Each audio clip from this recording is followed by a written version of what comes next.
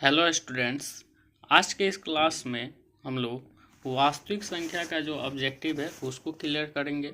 इसका जो भी बेसिक था, इसका प्राकृतिक संख्या के बारे में, इसका परिमेय और अपरिमेय संख्या, वास्तविक संख्या क्या होता है, पूरा संख्या के बारे में हम लोग देख लिए थे। उसके बाद जो आता है क्या बोला जाता है, इसका यूक्लिड विभाजन प्रमेय का हम लोग एल्गोरिथम देख लिए थे। उसके बाद अंकगणित का आधारभूत प्रमेय देख लिए थे, एलसीएम एचसीएफ देख लिए थे, दशमलव प्रसार में शांत और अशांत देख लिए थे। ये सभी हम लोग कल के क्लास में देख लिए हैं। जो विद्यार्थी कल के क्लास नहीं देखे हैं जाके पहले उस वीडियो को देख ले, उसका जो भी यहाँ पे बेसिक है इसका क्लियर हो जाएगा। आपका जो भी संख्या होता है वो क्या होता है, ये अंकगणित का आधारभूत प्रमेय है, ये क्या होता है, एलसीएम एचसीएफ क्या होता है, ठीक है। तो ये आपको पूरा तरह से समझ में आ जाएगा। तो चलिए हम लोग स्टार्ट करते हैं इसका ऑब्जेक्टिव वाला पार्ट, ठीक है।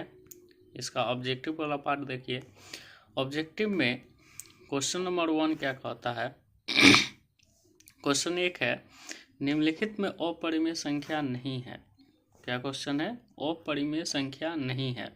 तो अपरिमेय संख्या नहीं है यानी परिमेय संख्या होगा। तो कल आपको बताए थे कि जितनी रूट वाली जो संख्याएं होंगी, जो रूट में रहती है, जो रूट से बाहर निकल जाए वो नहीं, जो रूटे में रहती है, जैसे मान लीजिए रूट 2 है, रूट 5 है, रूट 3 है, रूट 7 है, रूट 10 है। तो जो संख्याएं रूट से बाहर नहीं निकलती है वो सभी संख्याएं क्या होती है? परिमेय संख्या होती है, सॉरी अपरिमेय संख्या होती है।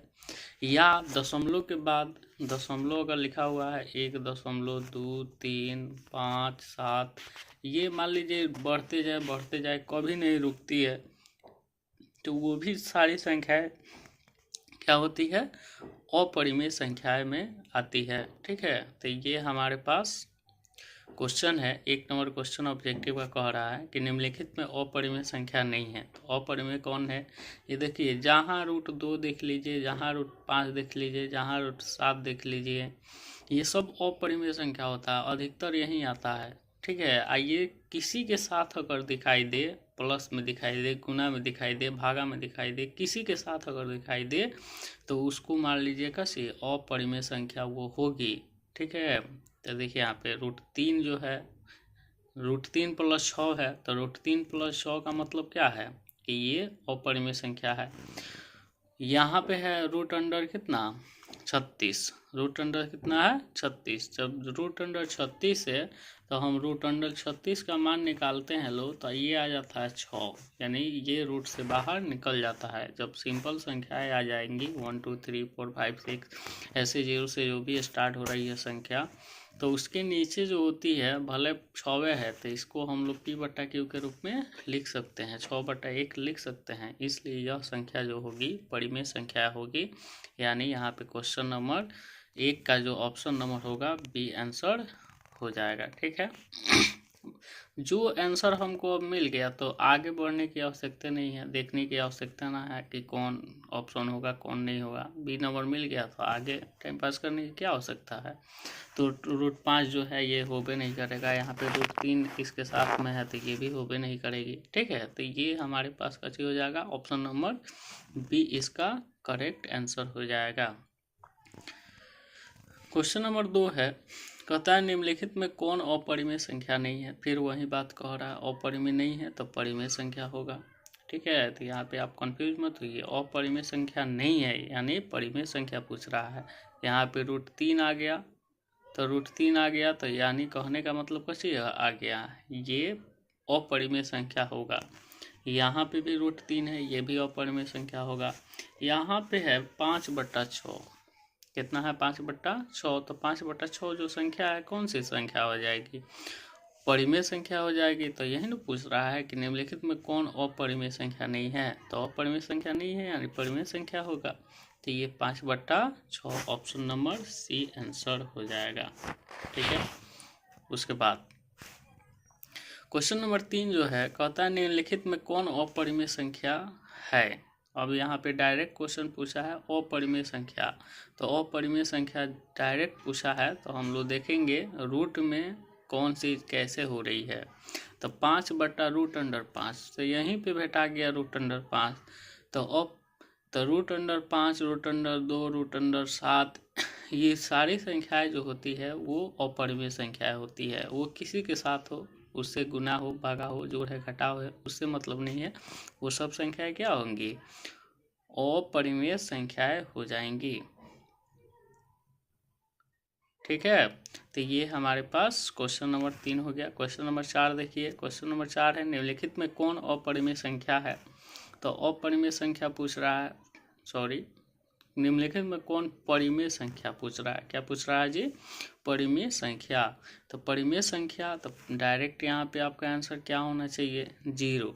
ठीक है, 0 एक क्या है? परिमेय संख्या है। 0/1 हम लोग लिख सकते हैं। तो ये आप 9th में पढ़े होइएगा कि 0 कौन सी संख्या है? अपरिमेय संख्या है। 0 कौन सी संख्या है? अपरिमेय संख्या है।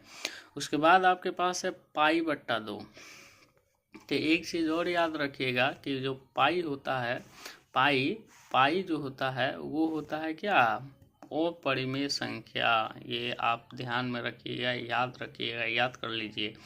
पाई क्या होगा? अपरिमेय संख्या। तो आप जानते हैं कि अपरिमेय के साथ में कोई भी संख्या आ जाए, गुना में हो, भागा में हो, चाहे जोड़ में हो, घटाव में हो, वो अपरिमेय ही होता है। ठीक है, तो π/2 लिखा है, π/100 लिखे, π/ कितनों लिखे, उससे मतलब नहीं है, क्या होगा? अपरिमेय संख्या हो जाएंगी। ठीक है, उसके बाद है क्वेश्चन नंबर 6। क्वेश्चन नंबर 6 का होता है पाई है। तो पाई क्या है? अपरिमेय संख्या है, तो ऑप्शन नंबर बी हो जाएगा। उसके बाद है क्वेश्चन नंबर 7। तो क्वेश्चन नंबर 7 देखिए, कहता है √50/3√6 कैसी संख्या है? तो √50, तो √50 जो है वो कैसी संख्या है? इसको √50 को हम लोग निकालेंगे रूट से बाहर, तो 5√2 हो जाएगा। ठीक है, 50 25 दूनी 50। तो ये भी क्या हो जाएगा? रूट में 2 आ गया, तो रूट में 2 आ गया, नीचे √6 है। ठीक है, तो ये भी क्या हो जाएंगी? अपरिमेय संख्याएं हो जाएगी। ठीक है, ऑप्शन नंबर बी। उसके बाद √5 एक संख्या है। तो √5 कौन सी संख्या है? अपरिमेय संख्या है, हम जानते ही हैं लोग। ठीक है, ये √5 एक अपरिमेय संख्या है। उसके बाद कहता है 9 नंबर क्वेश्चन, निम्नलिखित में कौन अपरिमेय संख्या है? अपरिमेय संख्या बताना है। तो देखिए, 2 और 3 में कहाँ आ रहा है? तो ऑप्शन नंबर बी, कुछ देखना ही नहीं है। अगर √2 आ जाए, कहीं √3 आ जाए, √5 आ जाए, √7 आ जाए, इसमें से कोई आ जाए, ऑप्शन आपको दिखाई दे रहा है, तो दूसरा कुछ देखना ही नहीं है अपरिमेय के केस में, उसी को टिक कर देना है। ठीक है, परिमेय अगर आएगा तो रूट से बाहर निकालिएगा, जो निकल जाएगा वो परिमेय हो जाएगा। उसके बाद कहता है निम्नलिखित में कौन परिमेय संख्या है? परिमेय पूछ रहा है, तो यहाँ पे √9 है, तो √9 को हम लोग निकाल सकते हैं। कितना? √9 का वर्गमूल कितना होता है? 3 आता है। ठीक है, √9 का आंसर कितना आता है? 3। तो 3 ये बाहर रूट से निकल गया, तो बाकी देखना ही नहीं है, ऑप्शन नंबर ए आपका सही हो जाएगा। ठीक है, उसके बाद है निम्नलिखित में कौन अपरिमेय संख्या है? निम्नलिखित में कौन अपरिमेय संख्या है? तो अपरिमेय, तो 0 परिमेय होता है, 2 परिमेय होता है, रूट में यहाँ पे है ऑप्शन नंबर सी। ठीक है, तो √3 मिल गया, तो यही हमारे पास अपरिमेय संख्या हो जाएगा। क्वेश्चन नंबर 12 देखिए, तो 12 नंबर क्वेश्चन का होता है निम्नलिखित में कौन परिमेय संख्या है? तो परिमेय संख्या पूछ रहा है, तो ये तो अपरिमेय संख्या हो जाएगा, ये भी अपरिमेय संख्या हो जाएगा, क्योंकि √5 है, √5 है। यहाँ पे √3 भी अपरिमेय संख्या। अब बचा हुआ यही ना है, डी नंबर, तो यही हो जाएगा, चेक करने की आवश्यकता नहीं है। आपको मन करे तो चेक कर लीजिए। √100 का वर्गमूल कितना आता है? 10 आता है, 1/10 हो जाएगा। अब क्वेश्चन नंबर 13 देखिए। क्वेश्चन नंबर 13 जो है, कहता है कि 5 + 3 √3 है। तो √3 आ गया, तो अपरिमेय संख्या आपको देखिए कहाँ पे बैठाएगा, अपरिमेय संख्या ऑप्शन नंबर सी हो जाएगा। 3 - √3 कैसा संख्या है? तो जहाँ √3 आया अपरिमेय संख्या, तो अपरिमेय संख्या। निम्नलिखित में कौन, क्वेश्चन नंबर 15, निम्नलिखित में कौन परिमेय संख्या है? तो परिमेय संख्या पूछ रहा है, तो देखिए ये परिमेय संख्या नहीं होगा, अपरिमेय संख्या हो जाएगा, क्योंकि √3 है। यहाँ पे √3/√3 है, तो ये रूट से रूट कट जाएगा तो बच जाएगा सिर्फ 2। तो 2 क्या होता है? परिमेय संख्या होता है। तो ये ऑप्शन नंबर बी हो जाएगा। ठीक है, इस तरह भी क्वेश्चन आएगा, कंफ्यूज आपको कर देगा, लेकिन कटने वाला है तो उसको पहले काटिए तब उसको बनाइए। 22/7 कैसी संख्या है? तो ऊपर ही आपको बताया गया है कि थ्योरी क्लास में कल बताए थे कि पाई जो होता है, ठीक है, पाई जो होता है वो अपरिमेय संख्या होता है, लेकिन इसका मान जो होता है 22/7 ये क्या होता है? परिमेय संख्या होता है। तो इसलिए 22/7 कैसा संख्या है? परिमेय संख्या है। 22/7 कैसा संख्या है? परिमेय संख्या, ऑप्शन नंबर बी। ठीक है, सबसे छोटी अभाज्य संख्या है। सबसे छोटी अभाज्य संख्या जो होती है कितनी होती है? 2 होती है। सबसे छोटी भाज्य संख्या कौन होती है? 4 होती है। सबसे छोटी सम संख्या कौन होती है? तो 0 होती है। सबसे छोटी विषम संख्या कौन होती है? तो 1 होती है। ये सब आपको बता दिया गया है कल की क्लास में, जो नहीं देखे हैं जाकर देख लीजिए। ठीक है, उसके बाद है क्वेश्चन नंबर 18, कहता है निम्नलिखित में कौन अभाज्य संख्या है? तो अभाज्य संख्या यानी जो 1 से कटे और स्वयं से कटे, तो 5 आइए गया तो 5 हो जाएगा, दूसरा देखने की आवश्यकता नहीं है। निम्नलिखित में कौन अभाज्य संख्या है? तो अभाज्य संख्या तो 23 जो होता है अभाज्य संख्या होता है, क्योंकि 23 भी क्या किसी के पहाड़ा में नहीं है, किसी से नहीं कटेगा, सिर्फ 1 से कटेगा, नहीं तो अपने आप से कटेगा। उसके बाद है क्वेश्चन नंबर 20, परिमेय संख्या 2/इतने का दशमलव प्रसार होगा। ठीक है, तो दशमलव प्रसार शांत होगा कि अशांत होगा? तो उसके लिए जो कोई भी परिमेय संख्या लिखा जाता है P/Q के रूप में, तो Q का जो अभाज्य गुणनखंड किया जाता है, अच्छा Q में देखा जाता है कि 2 और 5 के रूप में अगर कोई आ जाता है तो वो क्या हो जाता है? शांत दशमलव प्रसार हो जाएगा। तो देखिए 2 और 5 के रूप में आ गया तो शांत दशमलव प्रसार, देखिए ऑप्शन नंबर ए। ठीक है, उसके बाद है 29/343। तो 29/343 कैसी संख्या है? तो ये याद रखिएगा अशांत होता है। कैसा होता है? अशांत आवर्ती आपका आंसर हो जाएगा। उसके बाद है 6/15 कैसा संख्या है? तो 6/15, तो 6/15 इसको लिखिए, इसको पहले काटिए, तो 3 दूनी 6 कट जाएगा, 5 15 कट जाएगा, आंसर फाइनल कितना आ जाएगा कि ये 2/5। तो अब नीचे 5 आ गया, तो नीचे 5 आ गया तो वो शांत हो जाएगा। तो 6/15 क्या हो जाएगा? शांत दशमलव प्रसार होता है।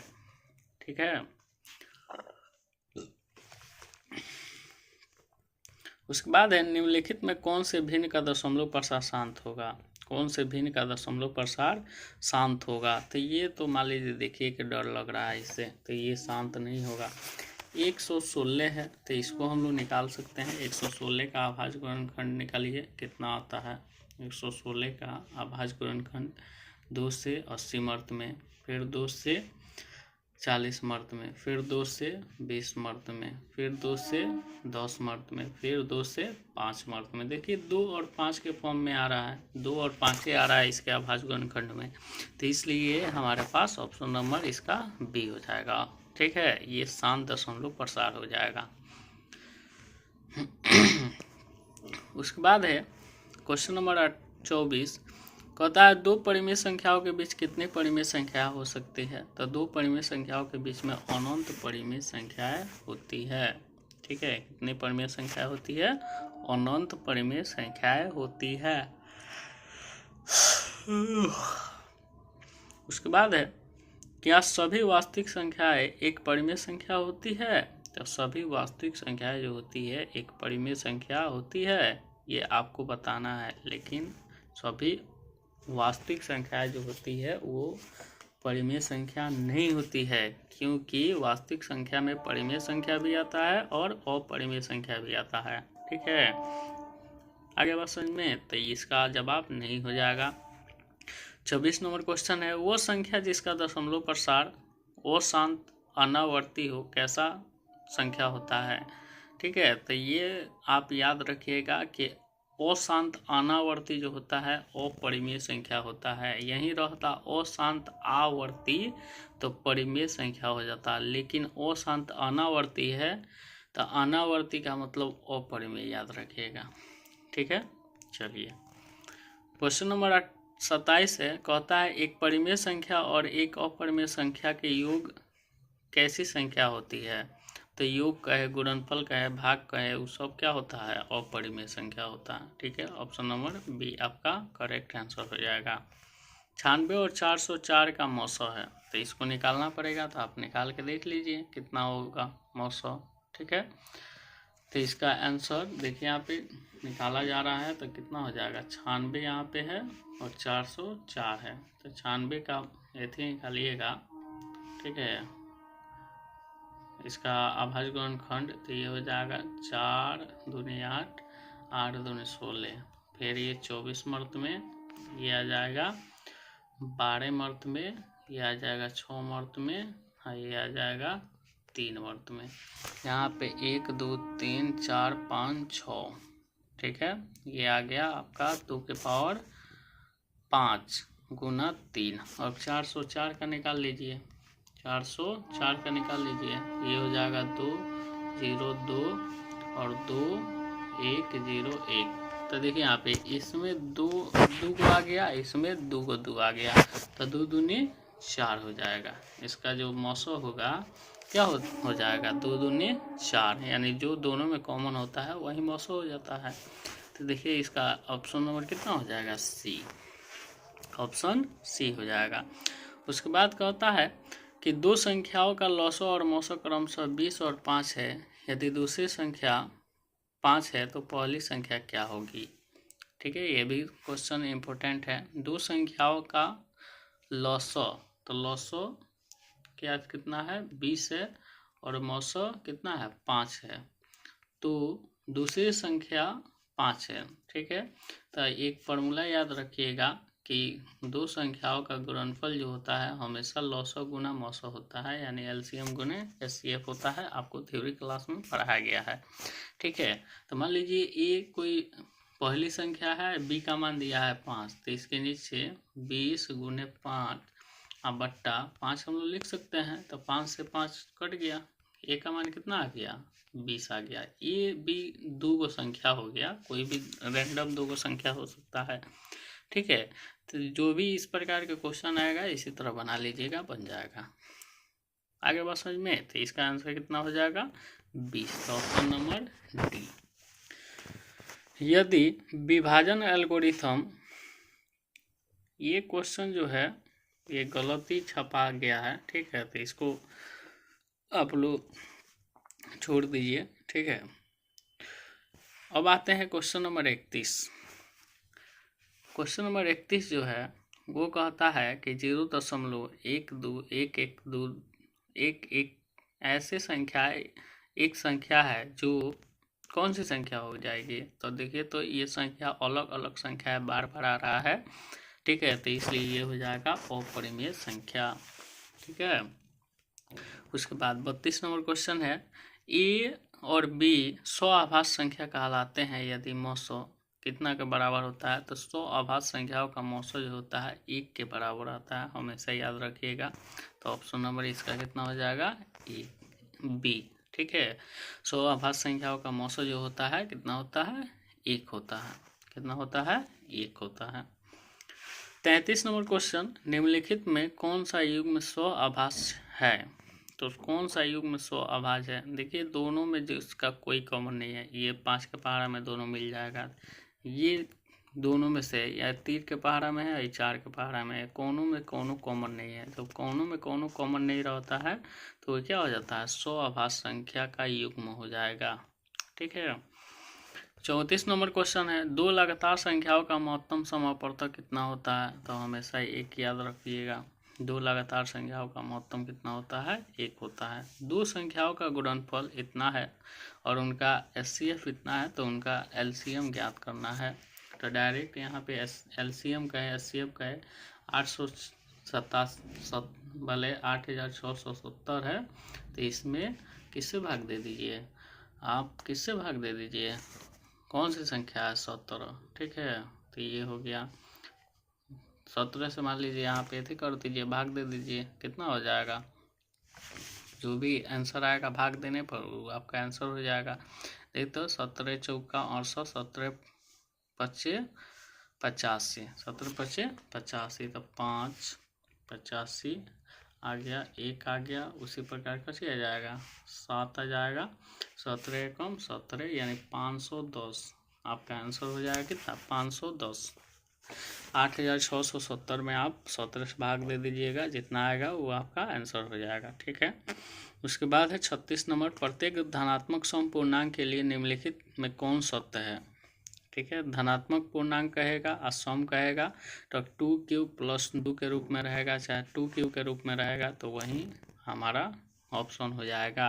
चाहे 2q+0 2q+2 रहता, सम संख्या के रूप में अगर रहेगा तो वो हमारे पास क्या हो जाएगा, सम पूर्णांक के लिए धनात्मक पूर्णांक हो जाएगा। ठीक है।